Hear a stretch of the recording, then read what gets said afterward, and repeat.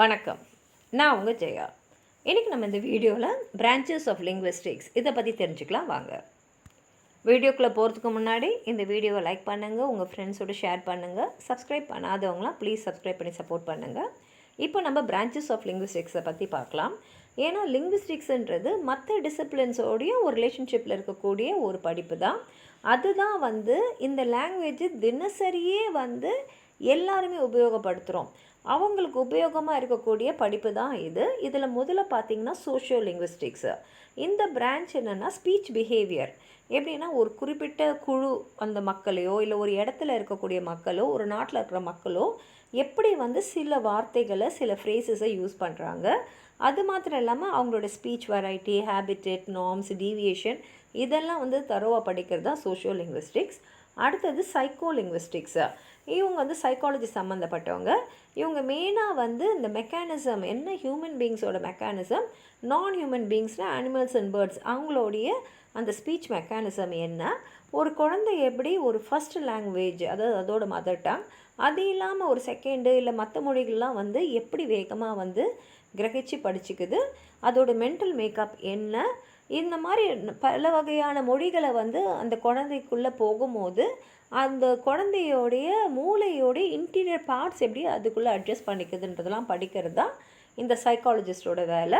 அவங்கக்கிட்ட இந்த லிங்குவிஸ்டிக்ஸ் நிறையா தெரிஞ்சுப்பாங்க. ரெண்டு பேரும் சேர்ந்து இதை அனலைஸ் பண்ணுவாங்க. அடுத்து இருக்கிறது ஆந்த்ரோபாலஜிக்கல் லிங்குவிஸ்டிக்ஸு.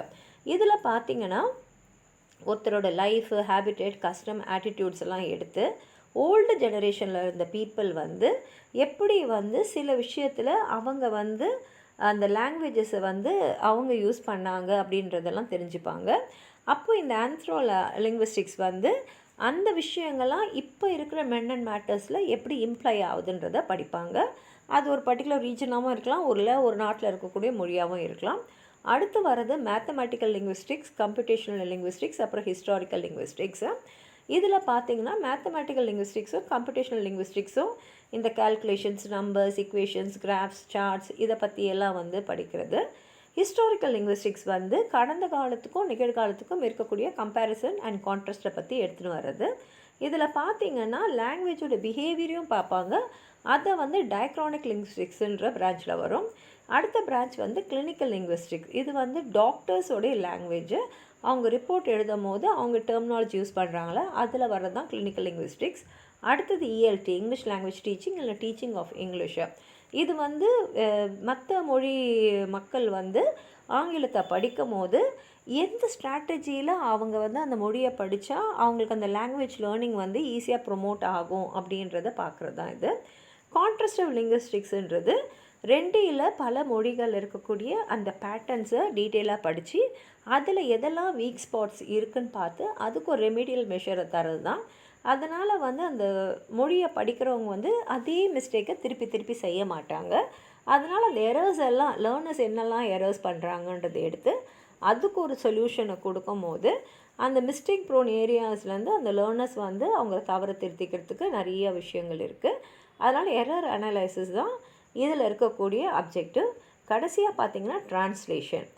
இப்போ ட்ரான்ஸ்லேட் ஒரு விஷயத்தை பண்ணுறாங்கன்னா இந்த ட்ரான்ஸ்லேட்டர்ஸ்க்கு ரெண்டு மொழியில் நல்ல ஒரு நாலேஜ் இருக்கும்.